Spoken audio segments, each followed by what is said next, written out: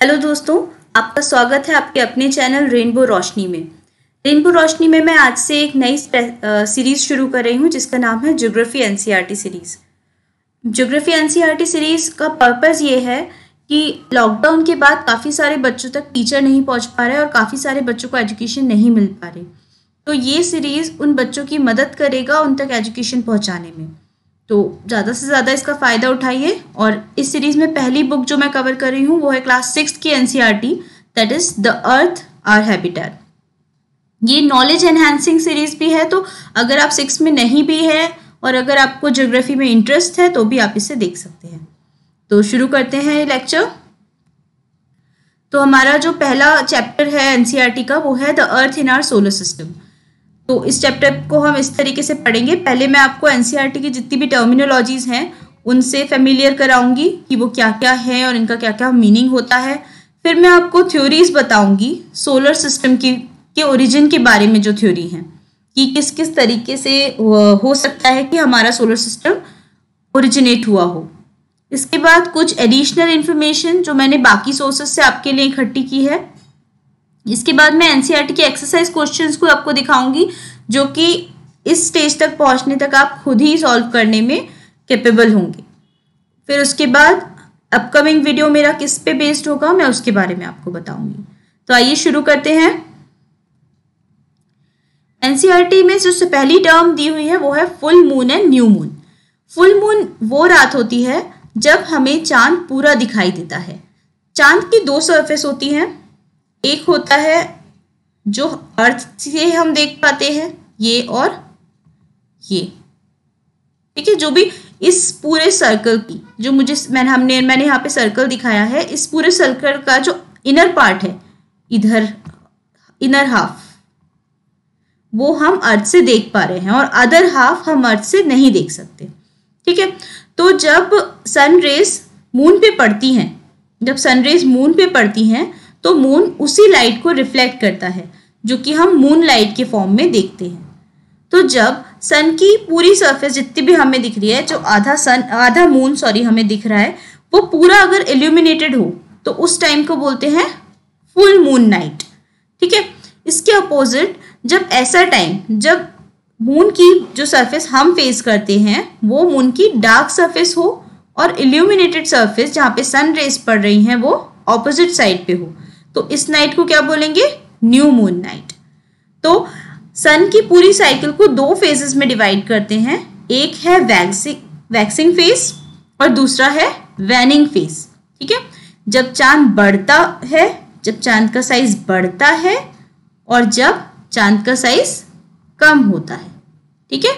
तो ये पूरा सर्कल जो चांद पृथ्वी के आसपास लगाता है इसको कहते हैं लूनार साइकिल, जो 28 डेज का हमारा होता है, ठीक है। 28 डेज में, actually it is 27 and point something, पर हम इसे 28 मानते हैं टू मेक इट सिंपल, ठीक है। तो 28 डेज में जब सन पूरे की पूरा पृथ्वी की परिक्रमा कर लेता है, पृथ्वी का राउंड लगा लेता है, तो ये दो फेजेस से गुजरता है, एक है वैनिंग फेज, एक है वैक्सिंग फेज, ठीक है।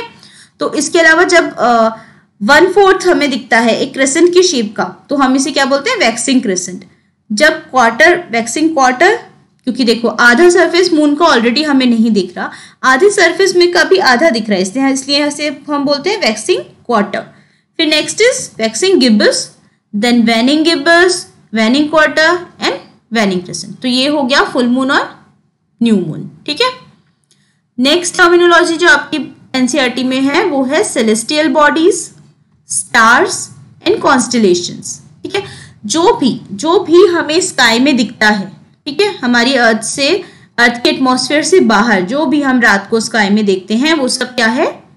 Celestial body. चाहे वो स्टार्स हो, चाहे वो प्लैनेट हो, चाहे वो सैटेलाइट्स हो, चाहे वो कॉमेट्स हो, चाहे वो मेटेओर्स हो, चाहे मेटेओराइट्स हो, चाहे मेटेओराइट्स हो, ये सारी की सारी चीजें आप जैसे जैसे इस चैप्टर में आगे बढ़ेंगे आपको डिफरेंस क्लियर होता जाएगा। नेक्स्ट हम है स्टार्स।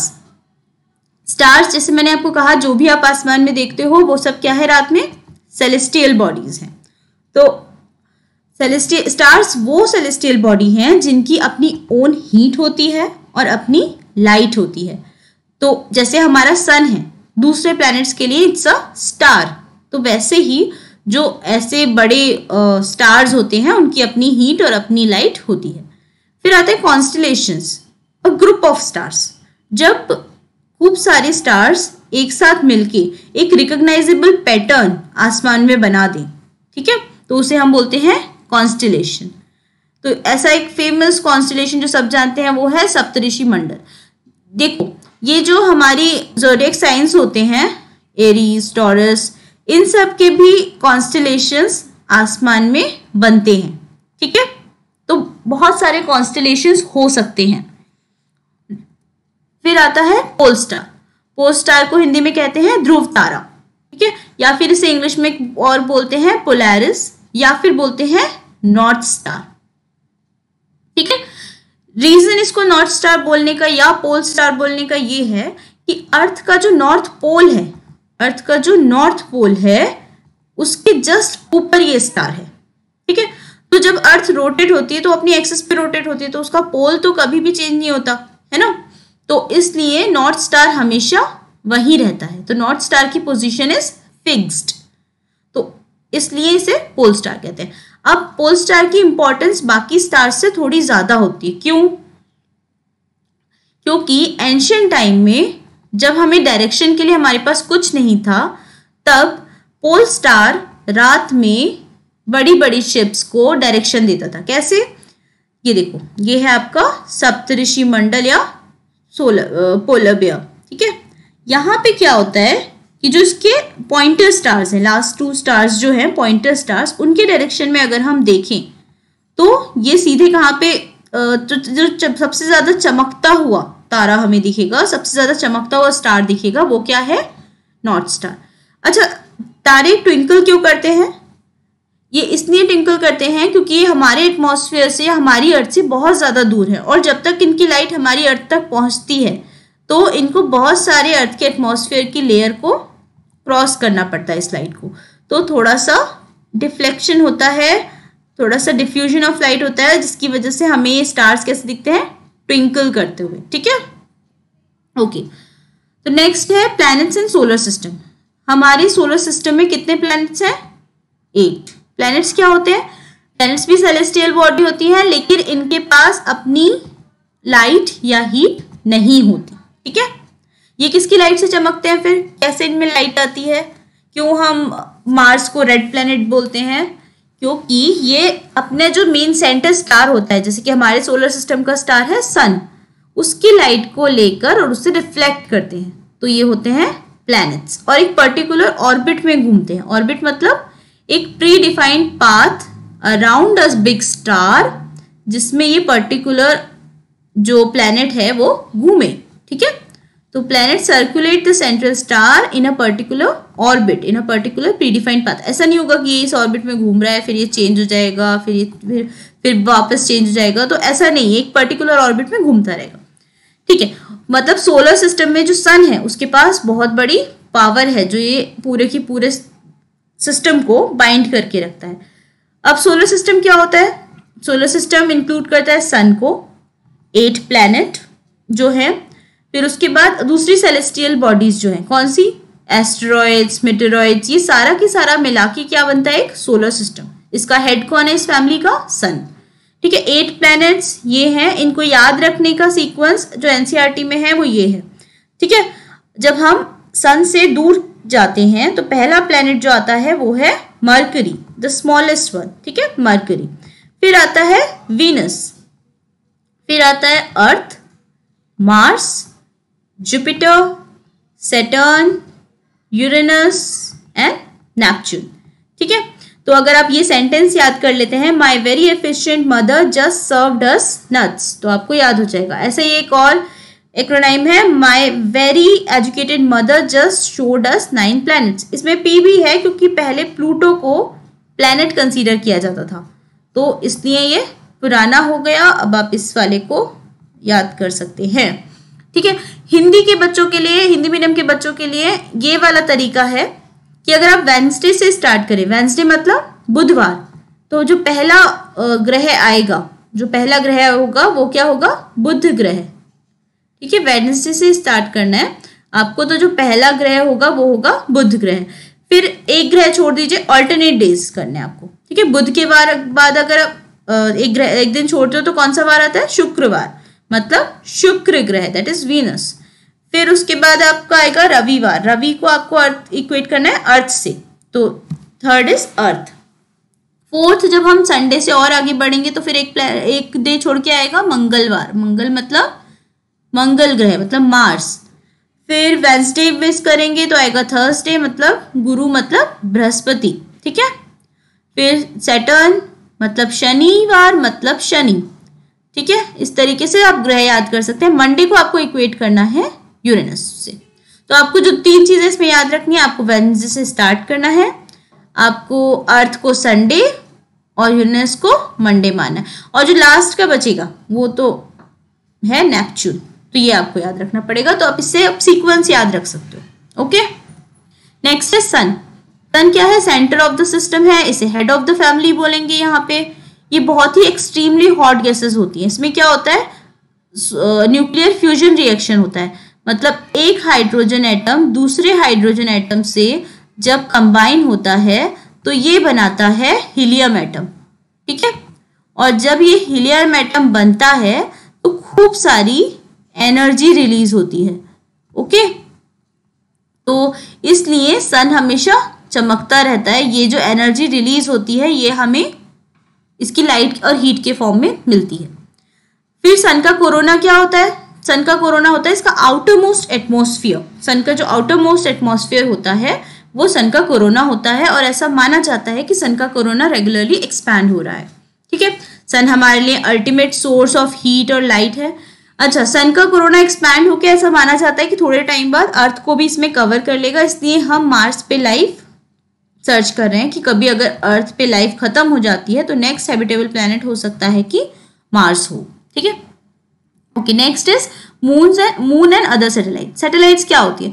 जब एक प्लैनेट के आसपास एक सेलेस्टियल बॉडी के आसपास कोई बॉडी रिवॉल्व हो रही हो, ठीक है, कोई बॉडी चक्कर लगाए तो उसे क्या कहेंगे? उस प्लैनेट की सैटेलाइट। ठीक है, एक स्मॉल बॉडी जो इसका खुद का भी ऑर्बिट होगा।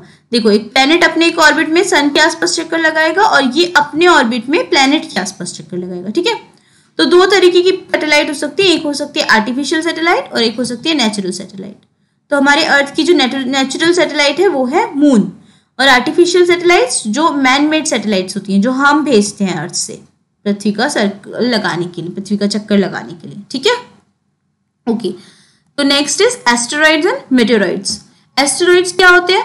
ये बहुत बड़ी बॉडी होती है, रॉकी बॉडीज। ठीक है, जो कि मतलब सन और स्टार, प्लैनेट्स, इन सैटेलाइट्स, इन सबको हटा दे तो उसके बाद अगर कुछ बड़ी बॉडी है तो वो है एस्टेरॉइड्स। ठीक है, ये रॉक्स हैं एक तरीके की, बहुत पुरानी। ऐसा माना जाता है कि जब सोलर सिस्टम फॉर्म हुआ था ये तभी से डेब्रीज टाइप की उस टाइम की जो हैं वो एस्टेरॉइड के नाम से एस्टेरॉइड के फॉर्म में हैं हमारे सोलर सिस्टम में।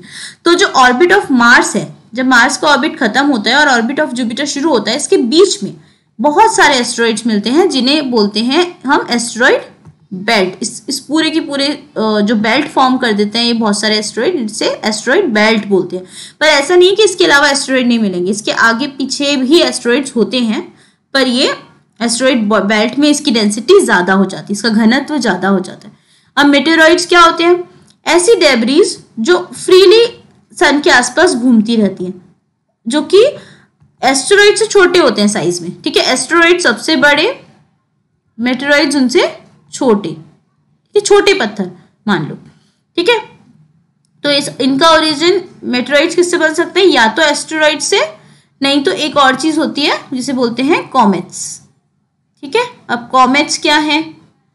नेक्स्ट है हमारा टॉपिक कॉमेट्स। ओके, तो ये देखो, ये है कॉमेट्स होते हैं, ये आइसी हो सकते हैं या रॉक हो सकते हैं और डस्ट हो सकते हैं, इन सबसे मिलके जो कुछ बनता है। और ये जो हमारे अभी मैंने एस्टेरॉइड्स आपको बताए थे उससे छोटे होते हैं, लेकिन मेटेरॉइड से बड़े होते हैं। तो they can also be a source of meteoroids. ठीक है, इससे भी मेटेरॉइड्स ओरिजिन हो सकते हैं। अब आता है मेटेरॉइड्स क्या होता है? ये क्या है? ये मेटेर शावर है। एक साथ कभी कभार आसमान में अगर खूब सारे ऐसे कुछ टूटते हुए दिख रहे हैं तो ये क्या है, मीटियोर शावर। ठीक है, फिर आते हैं मीटियोराइट्स। मीटियोराइट्स क्या होते हैं, जब अर्थ की सरफेस पर, ठीक है, अर्थ की सरफेस पर मीटियोराइट्स आने वाले होते हैं तो अर्थ का एटमॉस्फेयर में वो बर्न हो जाते हैं। अगर वो बर्न हो गए तो इसे बोलेंगे मीटियोर। ठीक है, एटमॉस्फेयर में बर्न होकर वेपराइज होगा तो इसको बोलेंगे मीटियोर या शूटिंग स्टार। और जो मीटियोराइट्स हैं ये अर्थ की सरफेस पे बिना बर्न हुए पहुंच जाते हैं। अर्थ का एटमॉस्फेयर इनका कुछ नहीं बिगाड़ पाता और जो अर्थ की सरफेस तक पहुंच जाए उन्हें बोलते हैं मीटियोराइट्स। तो ये डिफरेंस है टर्म्स में, छोटा सा ध्यान रखिए। आगे है गैलेक्सी एंड यूनिवर्स। गैलेक्सी क्या होती है, जो एक हमारा सोलर सिस्टम है, इसके अलावा भी कई और सोलर सिस्टम हो सकते हैं। तो ये सारे सोलर सिस्टम एक पर्टिकुलर फॉर्म के अंदर होंगे। जितने भी कॉन्स्टेलेशंस हमने बनाए वो ये सब के सब एक पार्ट होंगे एक गैलेक्सी का, और गैलेक्सी एक पार्ट होगी इन टर्न एक यूनिवर्स का। ठीक है, तो इसको ये समझो, stars, cloud of dust, gases, billions of stars, मतलब बहुत बड़ा सी एक स्ट्रक्चर बन के बनाता है गैलेक्सी। तो गैलेक्सी डिफरेंट टाइप्स की हो सकती है डिपेंडिंग ऑन इट्स शेप। ठीक है, तो स्पाइरल गैलेक्सी हो सकती है, एलिप्टिकल गैलेक्सी हो सकती है, अगर कोई शेप नहीं है तो इरेगुलर गैलेक्सी हो सकती है। Universe, whatever is there we have, it's all in the universe. ठीक है, जो भी कुछ स्पेस टाइम जो भी कुछ है वो सब कहाँ है, content, planets, the stars, galaxies, जो भी कुछ है, मैटर, एनर्जी, वो सब क्या है, यूनिवर्स। ओके, इसका साइज या इसकी डेंसिटी वगैरह हम अभी कुछ नहीं बता सकते क्योंकि हमें इसके साइज का अंदाजा भी नहीं है। ठीक है, ओके, तो ये कुछ गैलेक्सीज हैं। ये है स्पाइरल गैलेक्सी, इसकी शेप देखिए स्पाइरल जैसी। ठीक है, ये है एलिप्टिकल गैलेक्सी, इसकी शेप देखिए एलिप्स बनाती है ये है इरेगुलर क्योंकि कोई शेप नहीं है, और ये वो गैलेक्सी है जहाँ पे हम रहते हैं। ठीक है, यहाँ पे हमारा सोलर प्लैनेट भी है, सोलर सिस्टम भी है, हमारी गैलेक्सी है ये। ठीक है, हमारा घर। तो इसका क्या नाम है, या आप मुझे कमेंट में बताओ। ठीक है, next is theories of origin of solar system, कि सोलर सिस्टम कैसे ओरिजिन हुआ। तो जो सबसे पहली थ्योरी मैं आपके साथ डिस्कस कर रही हूँ वो है nebular hypothesis.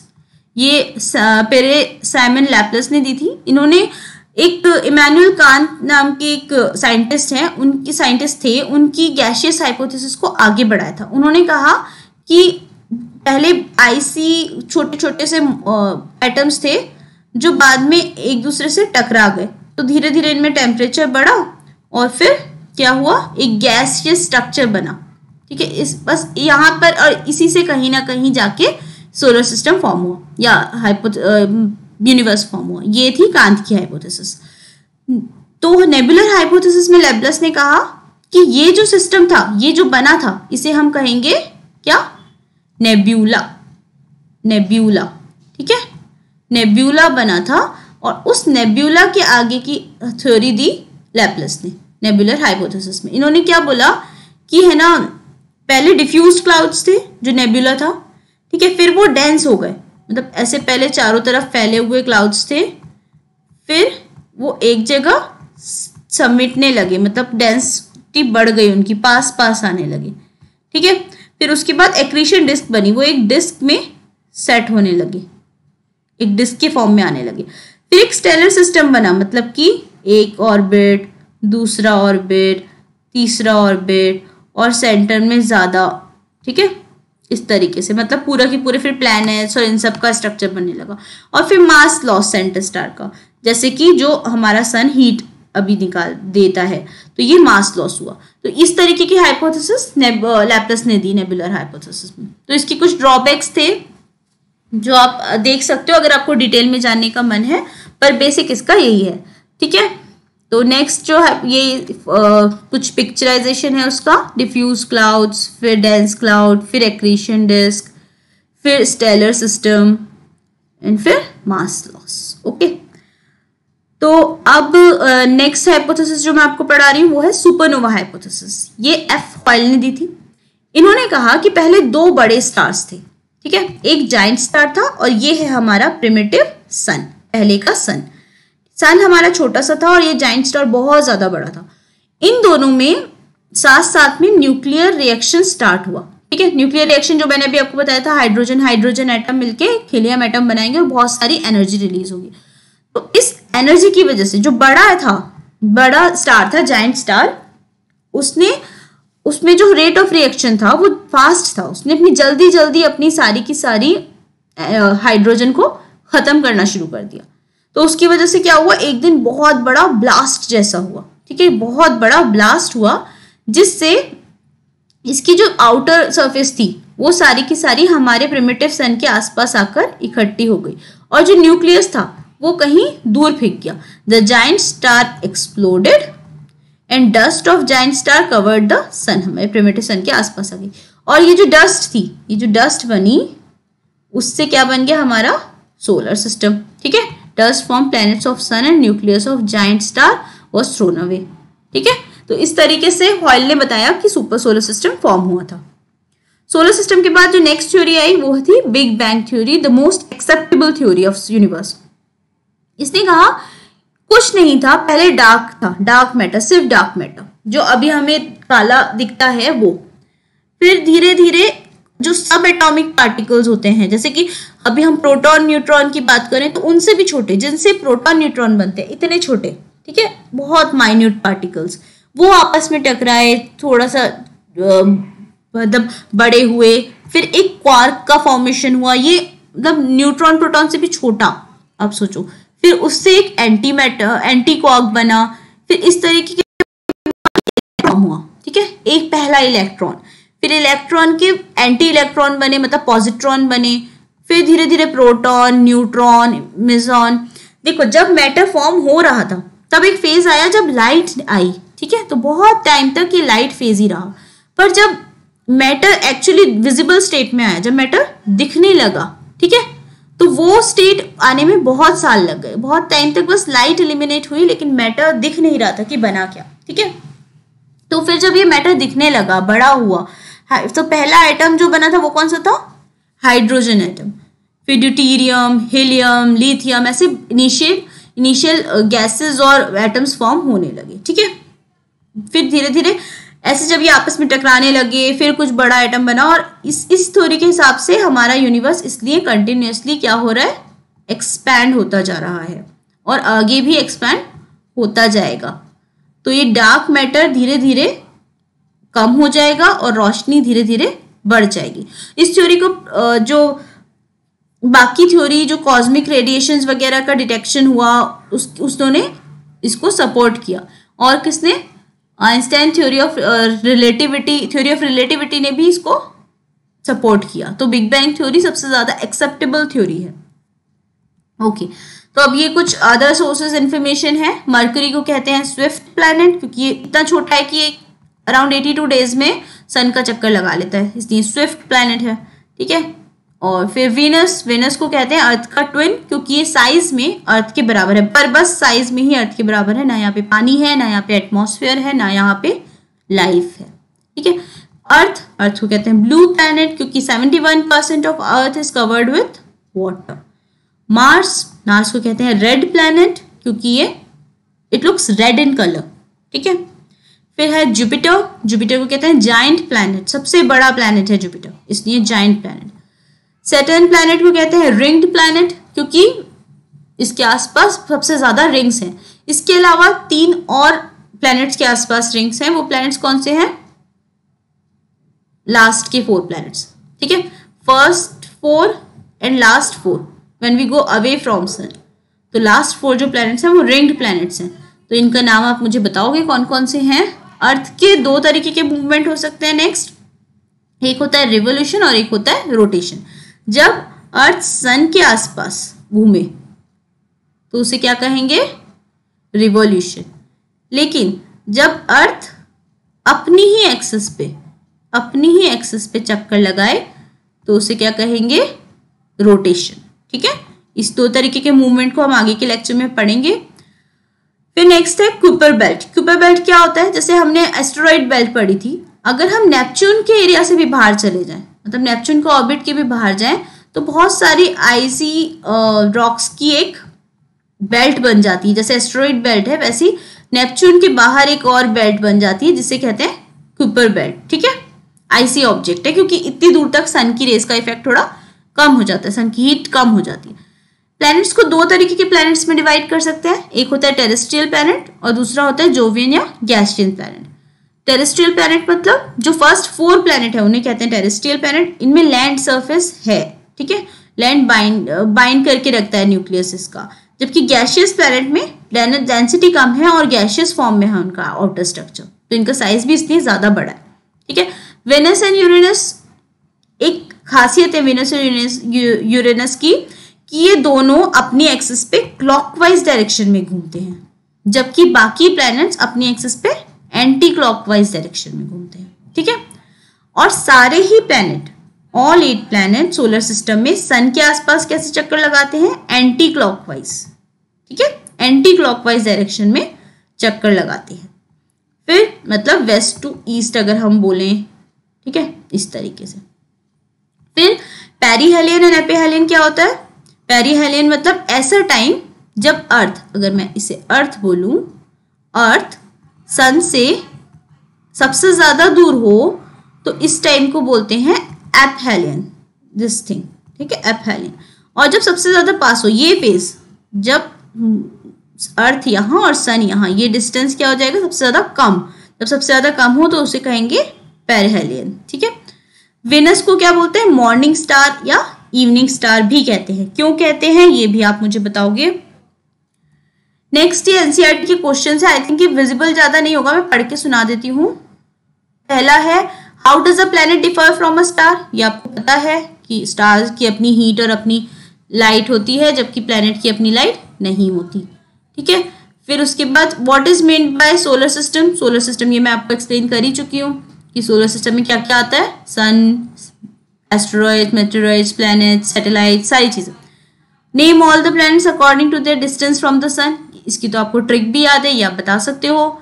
Y Earth is unique planet, क्योंकि अर्थ पे एटमॉस्फेयर है, वाटर है एंड सबसे इंपॉर्टेंट चीज क्या है? लाइफ है। ठीक है, why do we see only one side of moon always, क्योंकि ऑलमोस्ट अर्थ और सन जो होता है उसका अपनी एक्सिस पे चक्कर लगाने का टाइम सेम होता है। तो हम जब वापस घूम के आते हैं अपनी एक्सिस पे, उतनी देर में सन भी अपनी एक्सिस पे वापस घूम के मतलब मून भी अपनी एक्सिस पे वापस घूम के आ जाता है, तो सेम टाइम पे हम सेम ही प्लेस देख पाते हैं। ठीक है, तो ये चीज आप ध्यान रखिए, ये बहुत अच्छा क्वेश्चन है। इसका आंसर अगर आपको समझ ना आए तो मुझे दोबारा बताइएगा कमेंट में, मैं फिर से एक्सप्लेन कर दूंगी कि अर्थ अपनी एक्सिस के आसपास जैसे रोटेट करती है उसी स्पीड में मून भी अपनी एक्सिस के आसपास रोटेट करता है। तो जब तक हम पूरा घूम के आएंगे, मून भी अपना एक्सिस के आसपास पूरा घूम के आ जाएगा और फिर से हमें वही की वही फेस दिखेगा। ठीक है, what is the universe. Universe में आपको एक्सप्लेन कर चुकी हूँ already. Planet known as Earth twin किसको बोलते हैं? Venus. Third nearest planet to Earth sun, ये आपको पता है। All planets move around the sun in regular path, ये भी आपको पता है। ठीक है, the pole star indicates direction to the, ये भी आपको पता है। फिर asteroids found between orbits of, ये भी आपको पता है। आई थिंक आपके सारे क्वेश्चंस क्लियर हो रहे हैं। A group of dash forming star pattern is called a group of stars forming various pattern is called a constellations. A huge system of star is called huge system of stars. अगर बहुत सारा बड़ा सा system of star बन जाए तो उसे क्या बोल सकते हैं? बताओ, ये हम कर चुके हैं। इसका आंसर आप बताओगे। Dash is the closest celestial body to our earth. हमसे सबसे ज्यादा पास celestial body कौन सी है? हमारा मून। ठीक है, dash is the third nearest planet to the sun, ये भी पता है आपको। Planet do not have their own heat and light. ठीक है, तो इस तरह ये चैप्टर फिनिश होता है। इसके बाद अपकमिंग वीडियो में हम लैटिट्यूड्स और लॉन्गिट्यूड्स के बारे में पढ़ेंगे और मैं आपको बताऊंगी कि अर्थ पे किसी जगह की लोकेशन कैसे बताते हैं। अगर एक बॉल को हम बोले कि आपने लास्ट टाइम कहाँ से छुआ था, तो आप बता सकते हो किस जगह से छुआ था, क्योंकि ये राउंड है, आप इसकी लोकेशन बताना आपके लिए डिफिकल्ट होगा। तो वही चीज हमने लैटिट्यूड्स और लॉन्गिट्यूड से साइंटिस्ट ने सॉल्व की। और टाइम जोन्स के बारे में बताऊंगी कि अलग अलग जगह पे अलग अलग टाइम क्यों होता है। ठीक है, तो हम इस लेक्चर को यहीं वाइंड अप करते हैं। Thank you, happy learning, stay in home, be safe, thank you so much.